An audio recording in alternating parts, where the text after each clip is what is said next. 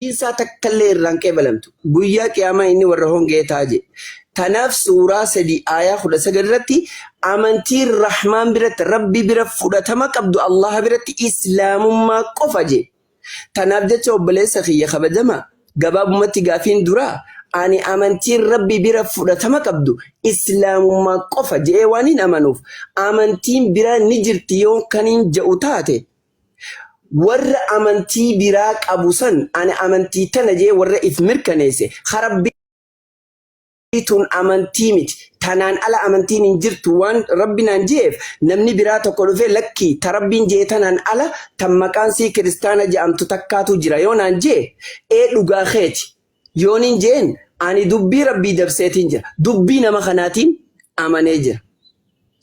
Rabbiin immoo namni amantaa islaamummaa tanaan ala amantii biraa barbaade hojiin isaa takka irraan qeebalamtu akhiraa warra hongee taajee mitiire yooni namni tokko islaamummaan ala je garuu islaamummaan ala amantii tana ta maqaan sii akkana je'amtu jira jee namni tokko yoo dhufee naa hime ani siif kabaja yooniin jeen ani siif jaaladha walqixa humaatiimi nuti Oromoo ani amantii islaamaa fi warra kiristaanaa fi warra amantii islaamaatiis waluma qixa jaaladha yoon jee. Ani amantii warra kiristaanaa fi islaaminaa waluma qixan kabaja yoon kan hin jiru taate tan rabbiin tana malee jirtu je'een cinatti namni kun lakkii tarabbiin jeefirraa dhiisi tunillee haa jiraattu siif kabaja ammoo tunillee amantaadha waan naan jeef rabbiin lakkii tana malee jirtu naan jeemi dhiifama naa godhi. Siifin kabajaa siifin jaaladha jechuun sirri jirta likki jirta karaa dhugaarra jirta amantiin tee dhugaadha jettee mirkaneessuudha ibsiti. Nama tokko nama dogongorarra jiru yoo quba imtiyaaz takka hoo okkee hajaamu kana likki jirta wooti itti afuufi waan kana sirri jirta ani siifin kabaja ani siifin jaaladha yooniin kan hin ja'uun taate. Gurbaa dogongorarra jiru sun gajjabeessuudha jaama. Hay islaamninu hunnoo naaf kabajaami. Khaanis naaf kabajaami. Kunis naaf kabajaami.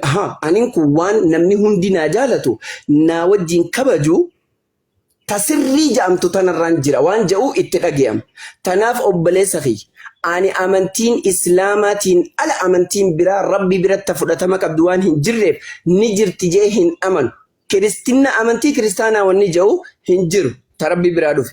Macaafa, Qur'aana, hadiisa waan garagaraa hunda keessa yoo laalle Aadamirraa kaasee haga nabiyyi xumura golobbi sallallahu alaihi wasallam nabi Muhammaditti barsiisa amantii kiristaanaa ja'amu rabbi biraa dhufe waan hin dhagayiniif ati waan ati jaalatte atummaan jaaladhu amantii teeti.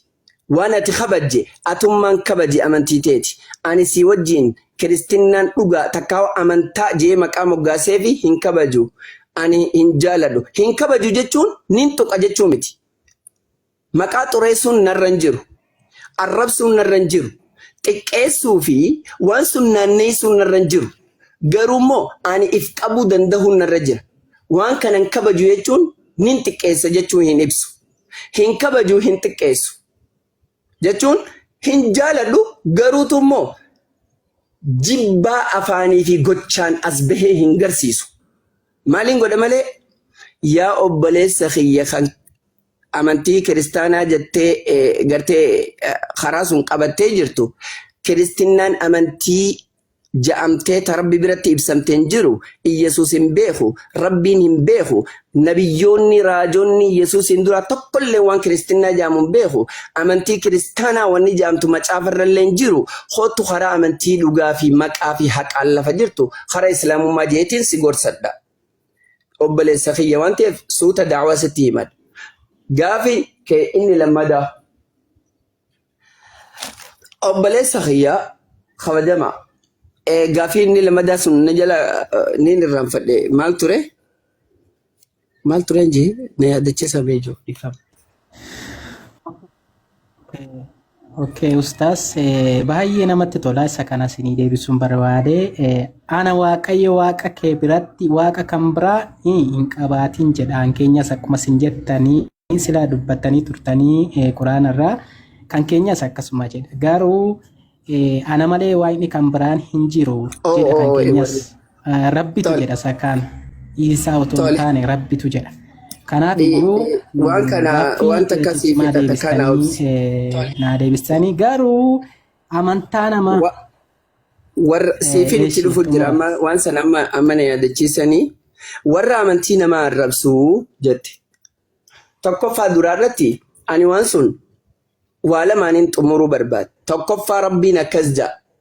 ولا تسبوا الذين يدعون من دون الله فيسبوا الله عدوا بغير علم لا ربي توكيشان ألت قام برا واقعيسان واقولي تلفمو جوي موخا نما ملايكة جني إنسي نبي شيخ وانفدياتو لا ملك مقربا ولا نبي مرسلا لا شجرا ولا حجرا ولا جنيا ولا إنسيا hunda waan rabbiin alaa warra gabbaran kana akkaman lafaa kaatee waan isaan gabbaran kana duraan arrabsin isaanillee wallaalummaanii allaha kana arrabsan jedhe. Ani wanni kun akka dogongora ta'e himaaf obboloota kiyyaaf wanni kun dogongora hatta arrabsuu miti. Laal yoo ati akkaman lafarraa kaatee arrabsite isaanillee allaha kee arrabsan garuu namni allaha arrabsiise si mataa kee akka ta'u ani sitti hima. إنو الرب سمتي وجين فالميو ربي أكزجا ولا تجادلوا أهل الكتاب إلا بالتي هي أحسن ورقرتي يهودا في نصارى ورق كتابي خنميف كنا نمني تقيو بيكم سإساني قل بيكم سچالا يو قباتي مالي أكا وجين مرمين بيك دورا بيكم سي جلقبا خميدة جلقبا أمنتي تيتر بيخوك أبدا أمنتي تي إسلام beekadu gaafa tokko yoo wajjin morma jette akkuma atillee gaafattu gaafatamullee ni dhufa. Garuu gaafa gaafatte takkaan beeku siin jaan takkaa si himanii si himan takkaan irraa fuudhi jaan gaafii takka si gaafatan tarii ati waan suniin agarreeffata hin baranneffata waan suniin gaafa hudhamte jeeqeetiin silaa wanni sun xiqqeeshoo golgolli seene jedhama. Garuu akka dura sii barattu obboloonni kiyya tokkoffaa nama arrabsuun zulmii kiristaanaa ta'u islaamaa ta'u majuusiyaa ta'u wanta yahudaa ta'u amantii fadhe namni yoo koropheessaa mi haadha mana isaa waaqeffate amantiin islaamaa nama zallamin jettu karaa ifa galaati heeri qur'aana beekamaan isa ogummaadhaan wal kitaabil mubiinii kana كتاب مبين كنا خبيكم سيوخان أقوم قوتا مخانا درك أبدي خساني اللي درك أبدي سوغرتي غرا دعواتي أسفيدو تسر أيغم ظلمين أكا أمانتين إسلاما برسيفتوتي كافراس كريستاناس يهوداس إسلاماس أبو مفل مخلوقته هنزل من جتي ظلمين دكنا قياك إياماتي وانتيف ربين الراسي قافت أنا كريستان أنا إسلام أتي كريستان أيون الراسي ميده يوت يا ربي يتي نكدتي ربين كي يخداس الرادقة تكاو بيجاك يا مالين أني أدب سبب خيتيف أكسي وبلي سخي غلطهم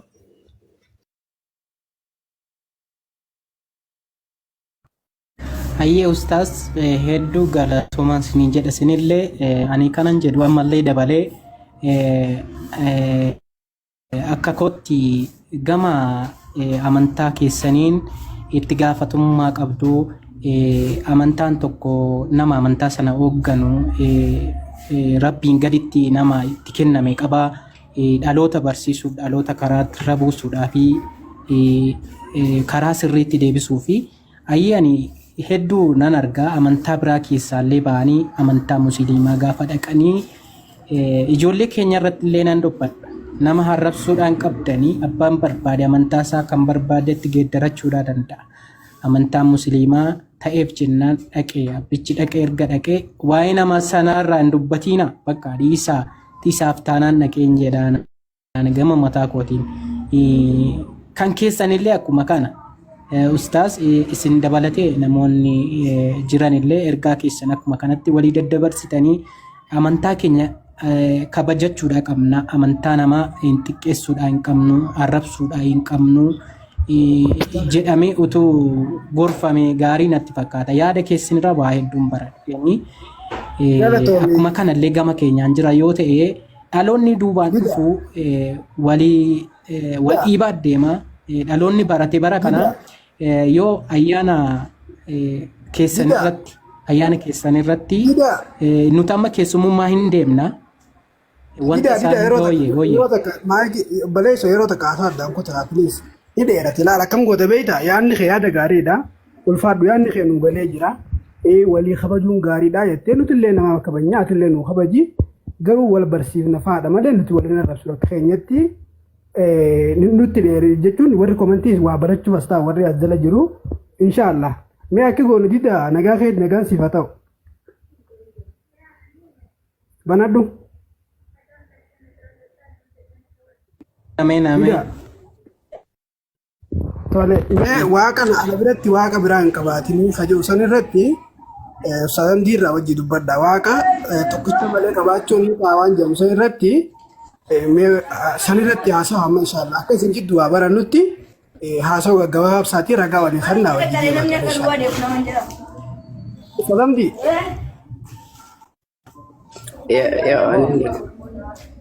akkasi wayyuure waan sirri obboleessa keenya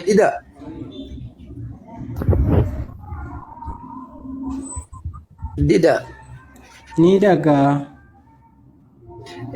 dhiifama naaf godhi qophiidha ati amma qophaawaadha waan tokkichummaa waaqayyoo kana waaqa biraa na cinatti hin qabaatin isa jedhu kanarra gartee nafaana dubbachuuf qophiidha fedha qabdamu.